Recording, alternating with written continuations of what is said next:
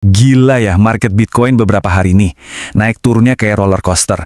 Nah, kalau kalian bingung apa sih yang sebenarnya terjadi di tengah semua kekacauan ini, tenang. Kalian ada di tempat yang tepat. Yuk kita bedah tuntas semuanya.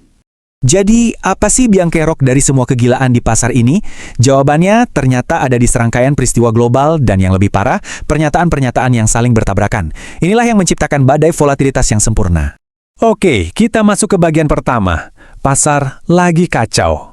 Pergerakan harga gila-gilaan yang kita lihat ini bukan acak loh. Ini adalah reaksi langsung dari berita.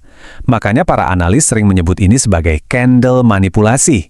Pergerakan yang murni didorong oleh berita, bukan oleh fundamental pasar yang sehat. Coba deh lihat chartnya. Tiba-tiba ada lonjakan tinggi, tahu-tahu anjlok lagi. Setiap pergerakan impulsif ini, kalau kita telusuri, pasti ada pemicunya. Satu judul berita. Jadi untuk saat ini, pasar tuh nggak bergerak berdasarkan analisis teknikal yang biasa, tapi murni karena sentimen berita dari menit ke menit. Nah, biar kita semua ngerti ceritanya, kita harus flashback sedikit ke akhir pekan kemarin.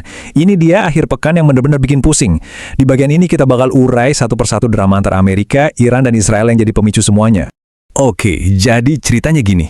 Awalnya, Iran kasih sinyal damai. Trump langsung bales, ngancem mau nyerang. Iran nggak tinggal diem, mereka ngancem balik mau nutup Selat Hormuz. Ini jalur minyak vital dunia loh. Makin panas lagi pas Israel tiba-tiba nyerang Iran. Nah, pas semua orang udah mikir, wah perang besar nih. Tiba-tiba Trump malah bilang tunda serangan, mau diplomasi aja.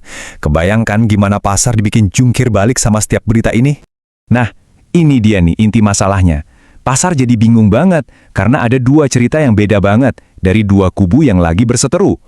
Yuk, kita lihat apa kata mereka masing-masing. Ini menarik banget. Jadi dari pihak Trump, dia itu pakai kata talked, pakai bentuk lampau. Artinya sudah ngobrol. Nah, ini kan ngasih kesan kalau, udah ada omongan damai nih, udah dimulai prosesnya. Pasar langsung optimis. Mikirnya, oke, krisisnya mungkin bakal selesai.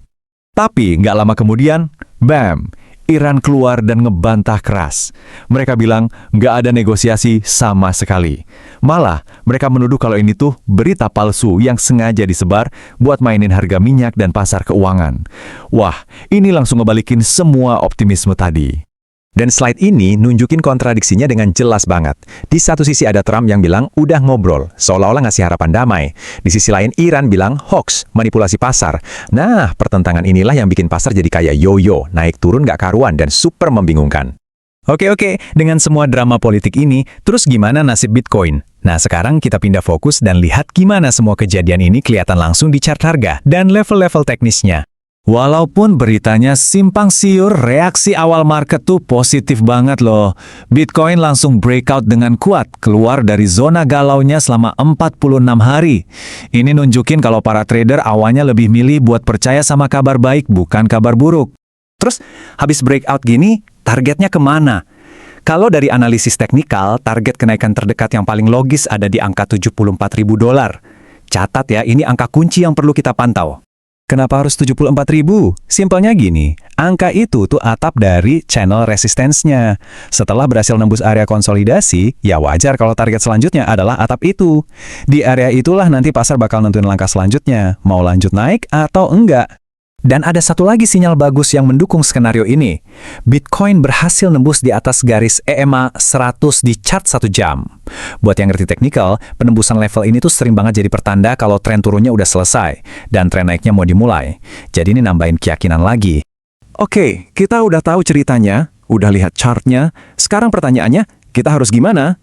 Nah, di bagian terakhir ini, kita bakal bahas beberapa strategi praktis buat menavigasi pasar yang lagi nggak jelas dan digerakkan oleh berita kayak gini. Di situasi seperti ini, yang paling penting itu bertahan hidup. Jadi, pertama, kurangi porsi trading kalian, kecilin risikonya. Kedua, fokus sama apa kata chart, jangan nebak-nebak berita. Ketiga, selalu kelola risiko dengan disiplin. Dan yang paling penting, ingat, kalau kalian ragu, menepi dari pasar itu adalah keputusan yang bijak. Diam dan nonton aja itu juga strategi loh. Sebagai penutup, saya mau lempar satu pertanyaan buat kalian pikirin. Dalam kondisi pasar seperti ini, di mana berita utama bisa mengubah arah dalam sekejap, mana yang lebih kalian percaya? Kisah yang diceritakan oleh pergerakan harga di grafik atau narasi yang terus berubah dari berita utama? Nah, inilah inti dari tantangan trading kita saat ini.